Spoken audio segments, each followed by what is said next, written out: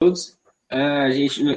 O nosso grupo ficou com o tema 6, né, doenças transmitidas por alimentos, DTAs, e eu vou apresentar o grupo. Felipe Rocha, Luciano Pereira, Rafael Lubino, Soraya Oliveira, Tainara Biangulo, eu, Thiago Silva e Tainara Alves.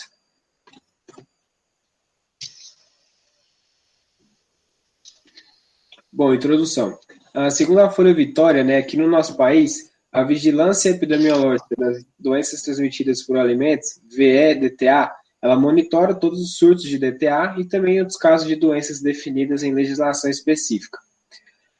De acordo com os dados do Sistema de Informação de Agravos de Notificação, o SINAM, são notificados em média aqui no nosso país, por ano, cerca de 700 surtos de DTA, com envolvimento de 13 mil doentes e 10 óbitos. Essas doenças são transmitidas, as doenças transmitidas por alimentos, elas podem ser causadas por micro-organismos e suas toxinas, e geralmente elas se manifestam por doenças gastrointestinais.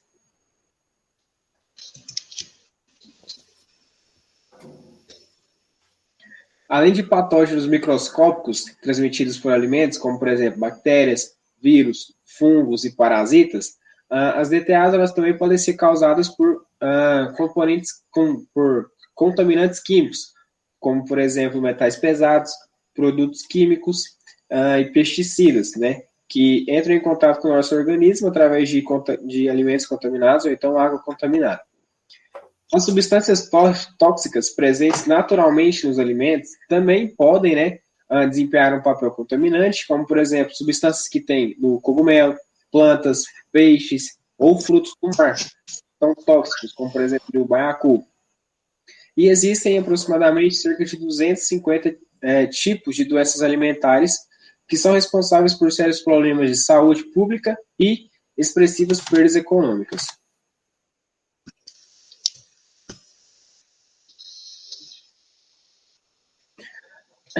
Sua principal característica, né, como eu já havia dito antes, comentado, ele é o desenvolvimento de sinais e sintomas entéricos, né, que acometem a população, e aí, no geral, podendo resultar surtos, né, que vai variar de proporções. É importante saber um pouco sobre as bactérias, né? Elas constituem um grupo microbiano de alta incidência, né, que apresenta ampla diversidade e virulência, que isso é bastante importante porque pode causar sérios danos à nossa saúde.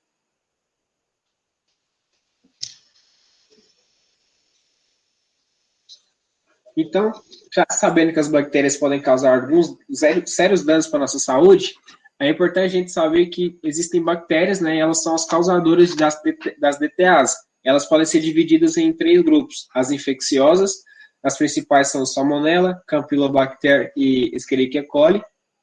As principais intoxicantes são a Bacillus cereus, Staphylococcus aureus e Clostridium botulinum. E as toxigênicas, Escherichia E. coli enterotoxigênica, a Vibrio cholerae, a Vibrio para-hemolíticos, a Clostridium perfringens e Bacillus cereus. São alguns exemplos dessas toxigênicas.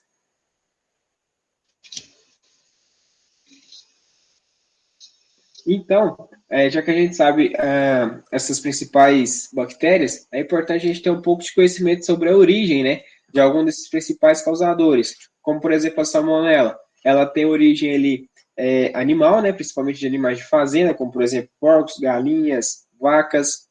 A Bacillus cereus tem origem ali, principalmente, né, de produtos químicos, produtos agrícolas, eu também de origem animal, e a Escherichia coli, ela tem ali sua origem, né, principalmente encontrada no intestino de pessoas ou também de animais, né?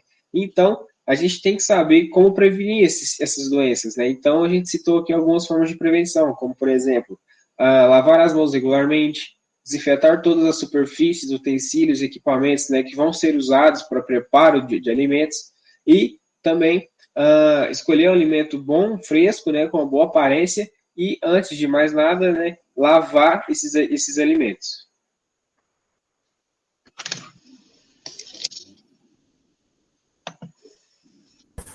Características gerais das DTAs. Como o Thiago havia falado, tem 3 grupos, né? Os infecciosos, que são os micro-organismos que se multiplicam no trato intestinal humano, e como, por exemplo, a Salmonella, a Campylobacter e a Escherichia coli, responsáveis por causar a diarreia. E tem o grupo dos intoxicantes, que são os micro-organismos que produzem toxinas tanto nos alimentos quanto no trato intestinal humano. E essas diferenciações permitem reconhecer as rotas das enfermidades alimentares.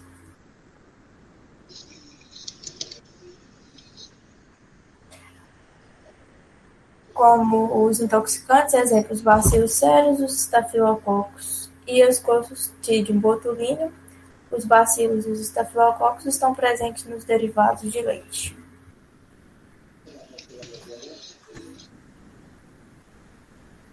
As ocorrências das DTAs.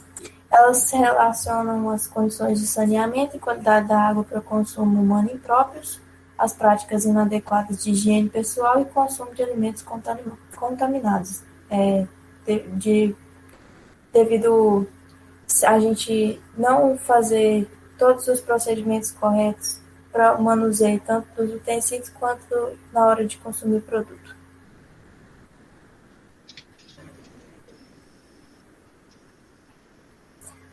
Os micro-organismos estão presentes nas roupas e em diversas partes do corpo, mesmo quando o manipulador não apresenta sintomas de enfermidade, portanto, a higiene deles é uma variável importante, já que a ausência da higiene pode interferir tanto na qualidade sanitária do produto final, quanto causar doenças aos consumidores. O alimento estragado versus alimento contaminado. Os alimentos contaminados por pequenas quantidades de micro-organismos podem não causar surtos alimentares. Porém, se for conservado em condições que permitam a multiplicação dos agentes microbianos, a chance para a ocorrência de surto vai aumentar significativamente. A maioria dos surtos tem sido relacionada à ingestão de alimentos com boa aparência, sabor e odor normal, sem qualquer alteração organoléptica visível. Por quê? Porque pode ter uma carga reduzida de patógenos, o que ainda pode não ter capacidade de degradar o alimento, demonstrando boa aparência. De acordo com a Organização Mundial de Saúde, OMS, as DTAs é uma grande preocupação de saúde pública global, e na região das Américas, as doenças diarreicas são responsáveis por 95% das DTAs.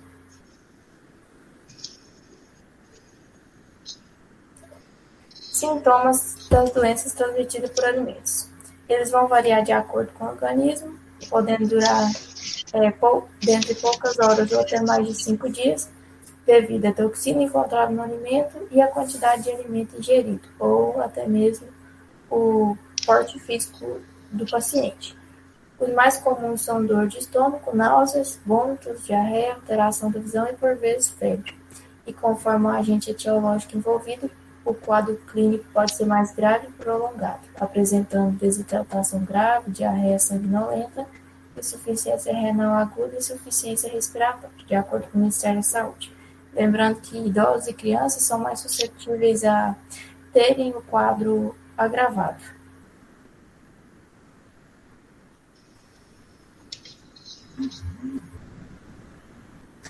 De acordo com Oliveira e outros autores, os surtos de DTAs podem ser investigados através de identificação etiológica laboratorial, exames clínicos bromatológicos, que são feitos nos alimentos, ou por critérios epidemiológicos. Por esses métodos é possível obter conclusões sobre os agentes etiológicos, o tipo de veículo, local de ocorrência e demais características pertinentes.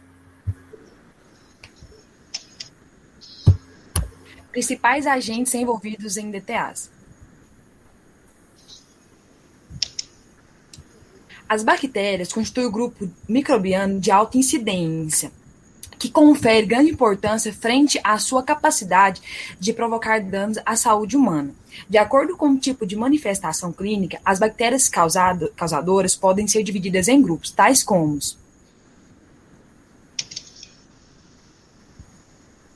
na primeira imagem, pode ver a ilustração da bactéria do gênero Salmonella. Na segunda imagem, a ilustração da bactéria do gênero Staphylococcus aureus, que pode observar que ela é no formato de cacho de uvas. Na terceira imagem, a ilustração da bactéria do gênero Enterichia coli. E na quarta imagem, a ilustração da bactéria do gênero Clostridium botulinum.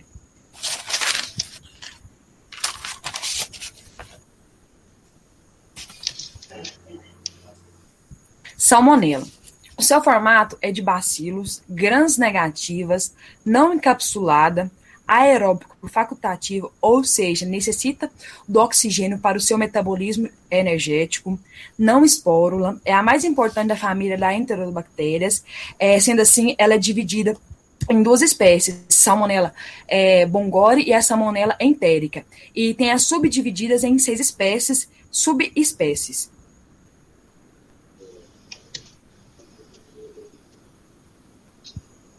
A salmonela pode cometer apenas um indivíduo ou apresentar surtos em geral, e a principal forma de contaminação é através da transmissão fecal oral, e pode ser através de alimentos contaminados ou entrar em contato com animais infectados.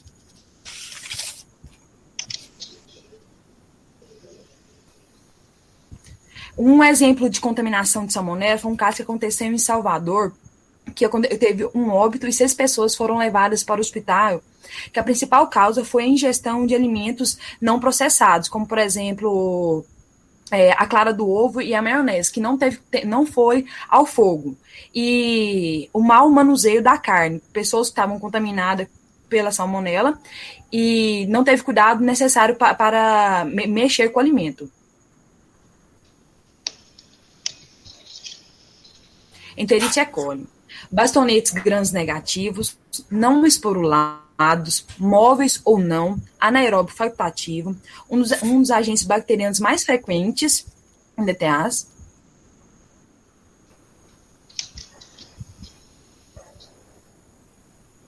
A transmissão da infecção causada por Enterichia coli pode ser através do contato direto com animais ou humanos, ou alimentos contaminados.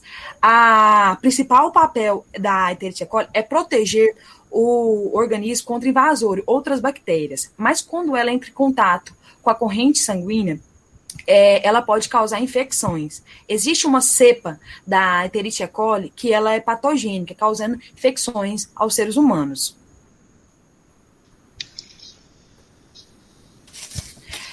Staphylococcus aureus são cocos grãos positivos, anaeróbico facultativo, encontrado na pele ou na cavidade nasal de humanos. A sua presença normalmente não provoca nenhuma lesão, mas quando ela torna-se patogênica, ela pode causar lesões. Pode ser lesões graves ou até levar à morte. A mais frequente identificação frente à alta capacidade da produção de enteroxinas. Tem maior crescimento sob condições anaeróbicas, quando produzem catalase.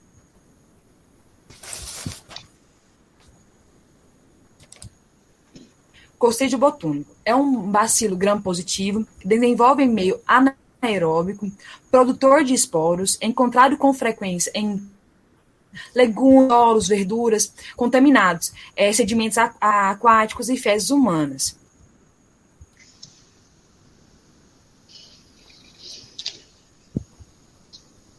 Os esporos do Clostridium é a forma mais resistente que existe nos agentes sobreviventes até ou em meio líquido.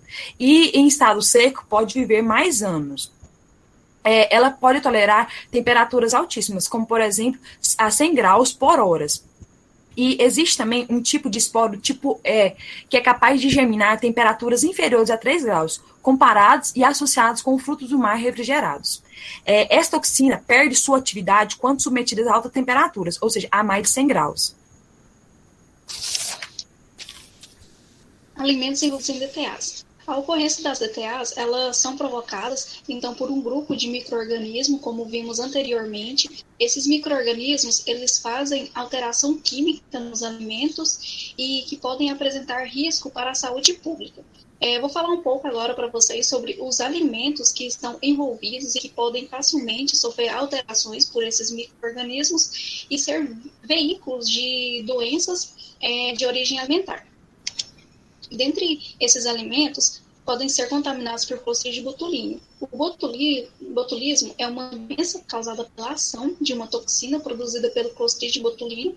Em função de sua alta letalidade, é considerado um problema de saúde pública e e esse Clostridium ele se desenvolve bem, né, em condições de anaerobiose, elevada atividade de água e em pH superior a 4,5, a sua forma vegetativa ela pode causar, então, produzir esses esporos e tornar contaminante, principalmente quando a pessoa ela vai ingerir esse alimento com essas toxinas pré-formadas. São bactérias gram-positiva e esporulada. E os alimentos envolvidos nos surtos, eles podem variar conforme os hábitos de alimentação e conservação desses alimentos em diferentes países. Mas, normalmente, a maioria dos surtos de botulismo está associado com o consumo de alimentos que são processados de forma caseira, que são manipulados de forma inadequada e que não sofreram um processo térmico suficiente para a destruição dos esporos botulínicos.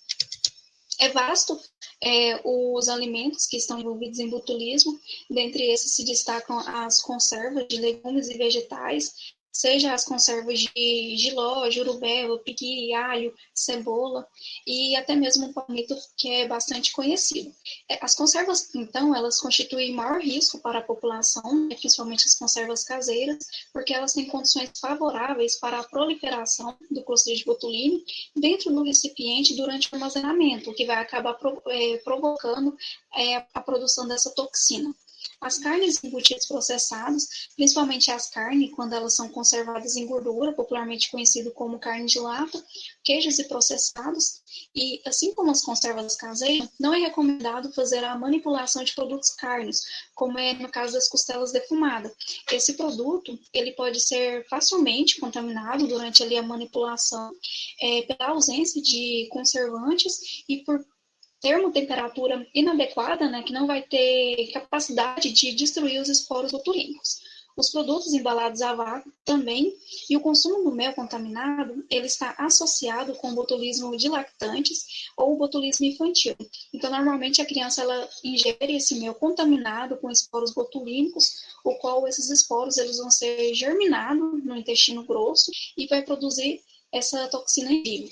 Por isso que não é recomendado o consumo de mel para crianças menores de 2 anos de idade.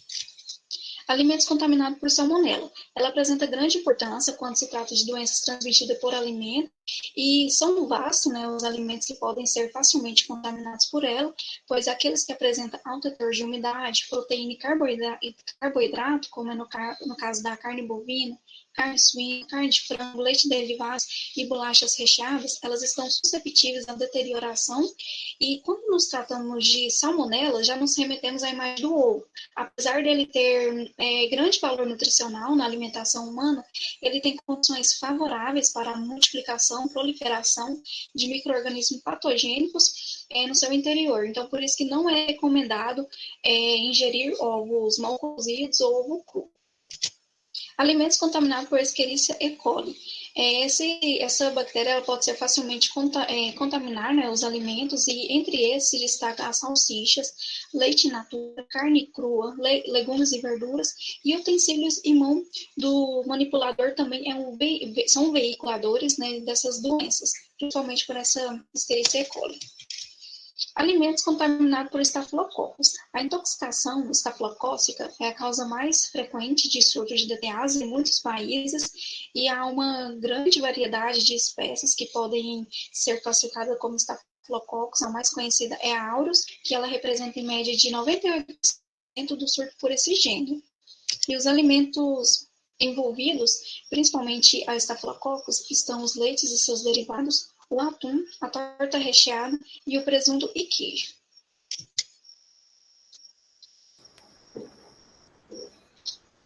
Falando brevemente, então, das formas de contaminação, como já foi dito, surto normalmente é a ocorrência de um agravo na saúde acima dos níveis esperados. Normalmente é a quebra na rotina técnica da saúde pública.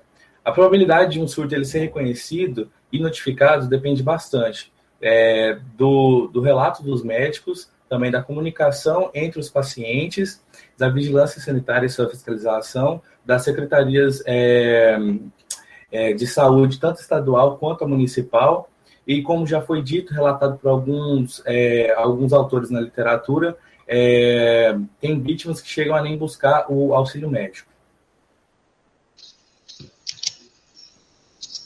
Trouxe aqui na figura 20, a série histórica de surtos de doentes e doentes por DTA no Brasil de 2000 a 2017. Quero mostrar nesse gráfico aqui e enfatizar que de 2016 a 2017 houve um acréscimo de mais ou menos 10% no número de surtos. Isso é um comportamento comum dos surtos que se comportam de maneira heterogênea com o passar dos anos. A ocorrência das DTAs, elas vem aumentando a níveis mundiais. Com o crescente aumento da população, é um resultado disso. O número de fast foods também, tanto o meio de produção desse alimento, quanto o consumo ali em locais abertos. O processo de urbanização desordenada e a necessidade de produção de alimentos em grande escala também ocasiona bastante o aumento dessas DTAs. E o deficiente controle dos órgãos públicos, como a gente já citou, da vigilância sanitária, por exemplo.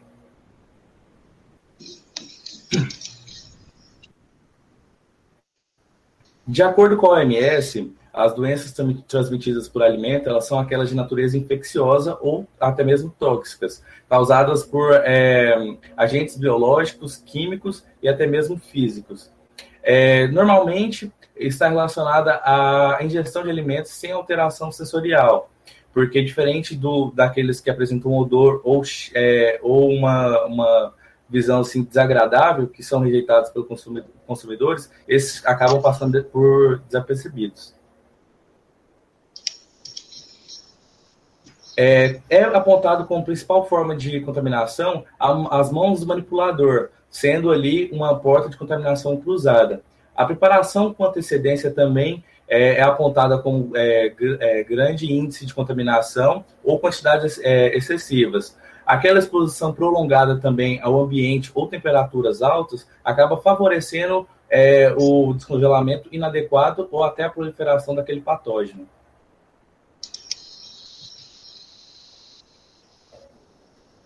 Já em relação aos principais locais de ocorrência dos surtos, está em primeiro lugar as residências, como a gente já citou, pelo fato da preparação, restaurantes, instituições de ensino, entre outros. Alguns fatores que influenciam ali a suscetibilidade dos indivíduos está entre a idade dele, o estado imunológico dele e até mesmo a higiene pessoal do mesmo.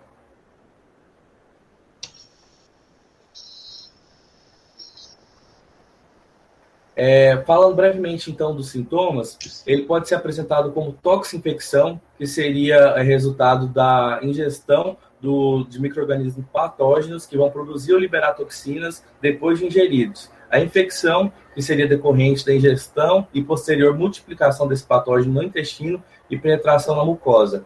E a intoxicação, que seria causada pela ingestão das toxinas produzidas no alimento, com proliferação no alimento. E, em geral, na maioria dos casos, se resolve ali em torno de 24 horas a 48 horas, ou seja, nem precisa da intervenção médica. E as ETAs, elas podem ser apresentadas desde ligeiras indisposições a situações que requerem cuidados médicos ou até mesmo levando à morte. Seus sintomas são diversos, tais como náusea, vômito, diarreia, acompanhadas ou não de febre, podendo até acometer meninges, rins ou até mesmo o fígado. Agora vamos falar um pouco sobre os surtos de DTAs no Brasil.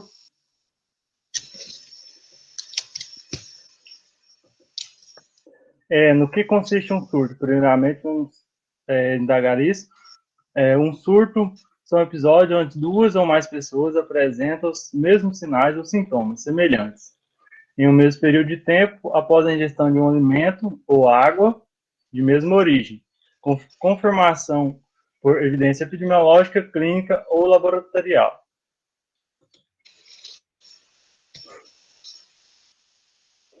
A ocorrência do surto de DTAs no Brasil, nos anos de 2000 a 2017, foram 12.660 surtos, 2.372.132 casos expostos, que esses casos ainda poderiam ser bem mais altos, esses números, e não são por conta de casos subnotificados, por questões que já foram ditas lá atrás.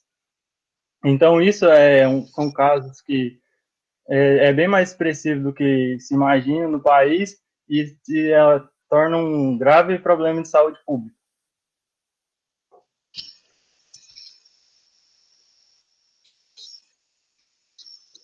Ainda sobre aqueles dados retirados do Portal da Saúde de julho de 2018, aqui temos um gráfico sobre a distribuição dos surtos de doenças transmitidas por alimentos por regiões, em porcentagem, onde aqui as regiões Sudeste e Sul têm uma maior representatividade, com as regiões Norte intermediária, região Centro-Oeste e Nordeste com poucas notificações de casos.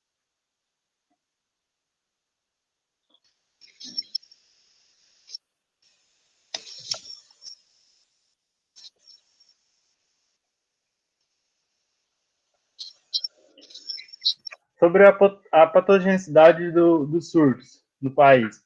Possui uma mortalidade e uma letalidade baixa, e vale ressaltar que isso depende das condições do indivíduo, se ele está mais suscetível a complicações ou não, e, por exemplo, do botulismo, que possui baixa ocorrência no Brasil, porém o único caso notificado é considerado surto, devido à sua alta taxa de letalidade, que seria o número de mortes em relação ao número de pessoas em casos confirmados.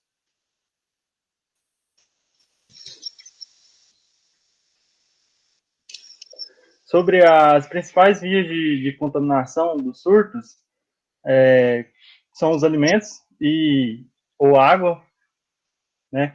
E também temos os alimentos visivelmente bons, que seriam, já foi dito anteriormente, que seriam aqueles alimentos que parecem estar bons para consumo, mas podem estar contaminados. Por isso é importante lavá-los e observar data de validade, por exemplo, para evitar a contaminação.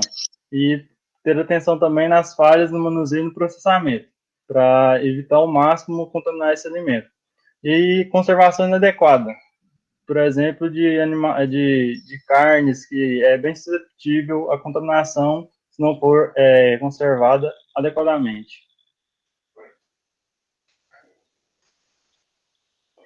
Ainda sobre as vias de contaminação, a água.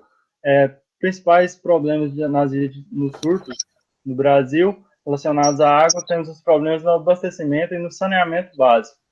Por exemplo, problemas em saneamento básico, pode ser que essa água seja contaminada, e algumas falhas no abastecimento pode levar essa água contaminada ao consumidor, que elas podem estar contaminadas principalmente um dos responsáveis dos surtos no país, a bactéria do grupo coliformes, que pode ocasionar uma contaminação fecal oral.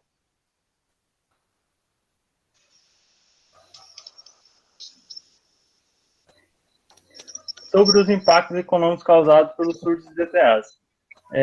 Tem um impacto social e um impacto financeiro. O impacto social é devido aos cuidados médicos que esse indivíduo vai sofrer, alguns indivíduos, não todos, é bastante observar esse ponto, e os agravos clínicos, por exemplo, em ocasiões que seja agravado o estado fisiológico, a pessoa vai ter que ter gastos com cuidados médicos, medicamentos, com agravos clínicos vai ser impossibilitado de trabalhar, que para autônomos seria um grande prejuízo econômico.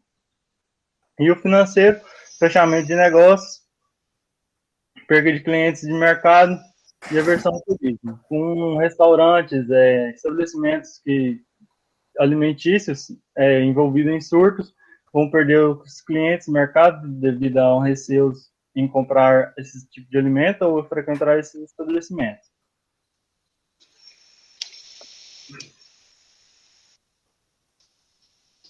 Em relação aos impactos econômicos no mercado produtor e exportador, no caso do Brasil, o Brasil, como um dos principais produtores e exportadores de proteína, esse alimento, por exemplo, proteína, que é um alimento potencialmente suscetível à deterioração e contaminação, pode trazer grandes prejuízos por conta de alguns alimentos. Se houver a contaminação de um alimento, pode haver barreiras econômicas fechadas por conta dessa contaminação, e é fundamental que o país adote medidas de controle sanitário mais rígidas para evitar a contaminação desses alimentos e possíveis fechamento de mercado com outros países. De fabricação na prevenção de DTAs.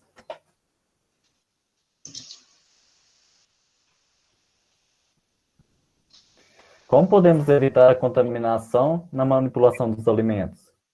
Como prevenir os perigos nas operações, nas preparações? Como evitar multiplicação dos micro-organismos? O que podemos fazer para que não causar danos ao consumidor? Vou responder essas perguntas ao longo da apresentação.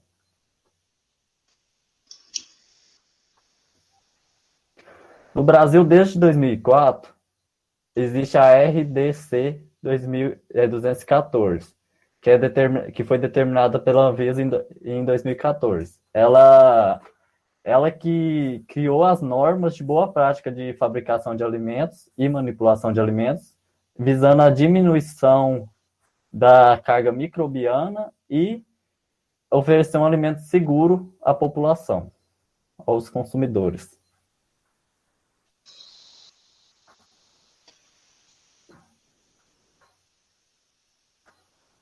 A RDC 214, ela determina desde o uniforme dos manipuladores, que tem que estar sempre limpo, trocar sempre que necessário, sempre que estiver sujo, uso de luvas, dependendo do tipo de alimentos, e calçado com bota branca. A lavagem das mãos, que é a principal forma de contaminar um alimento, é através das mãos dos manipuladores. O controle de vetores e pragas, que as pragas também carregam micro-organismos que podem transmitir doenças.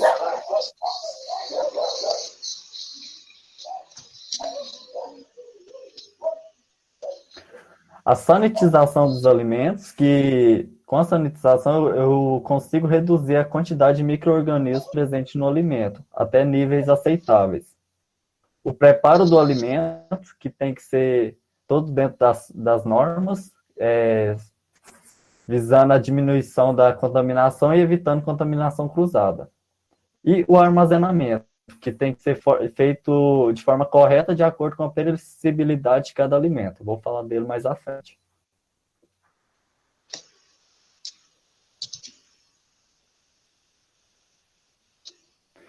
Higienização dos ambientes e utensílios. O ambiente de preparação dos alimentos deve estar sempre limpo e higienizado.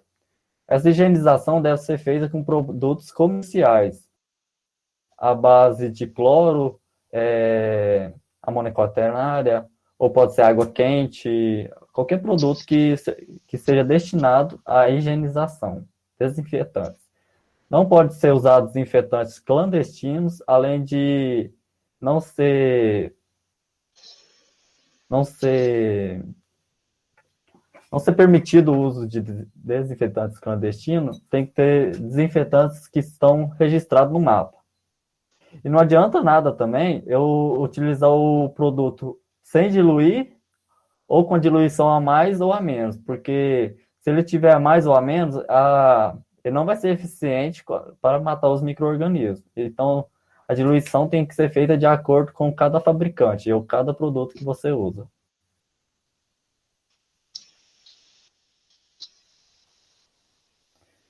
Higienização dos ambientes e utensílios. Os utensílios devem ser lavados para retirar o excesso de alimento, sanitizados e enxaguados. O enxágue deve ser feito com água potável. Não adianta nada eu sanitizar o equipamento e enxaguar ele com água contaminada. Eu vou ter devolvendo carga microbiana para esse local.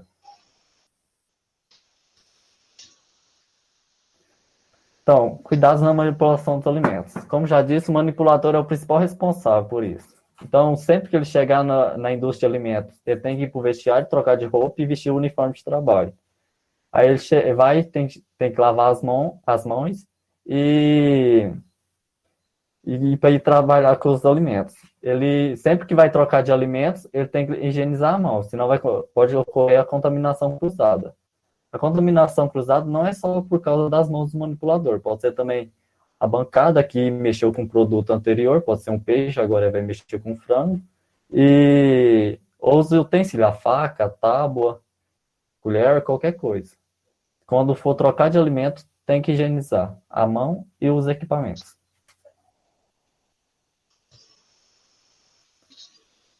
O armazenamento. O armazenamento, não adianta nada eu ter feito todo o processo anterior correto e chegar no armazenamento eu falhar. Porque o armazenamento, de acordo com cada alimento, tem uma temperatura específica. Se eu colocar um alimento perecível na temperatura ambiente, os micro-organismos que estão ali vão começar a deteriorar esse alimento. No caso de carnes e produtos cárneos, como frango, peixe, essas coisas, eles têm que ser armazenados em câmaras frias e a temperatura de 0 a menos 18 graus. Aí existem os produtos de câmaras frias, né, que são os produtos de mercados que ficam sob refrigeração, os iogurtes, manteiga, esses produtos. Eles têm que ficar em temperatura abaixo de 10 graus até 0 grau. Não chegar no ponto de congelamento. Aí o leite são os produtos, o leite, as conservas são os produtos de prateleiras. Eles podem ser conservados na temperatura ambiente, desde que eles fiquem um afastado do outro, possibilitando a circulação de ar.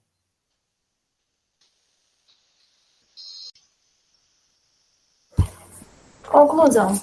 É preciso atenção redobrada na área de segurança alimentar, devido aos riscos causados pelas doenças transmitidas por alimentos, inclusive na parte do processamento, porque deixa mais vulnerável para a multiplicação desses micro-organismos patogênicos. Portanto, a implantação de boas práticas de fabricação se faz obrigatória em todas as empresas alimentícias para que promova a segurança alimentar aos consumidores e, através de padrões de higiene eficazes e eficientes no controle de DTAs, garantindo a total segurança dos seus produtos. Obrigada. Essas foram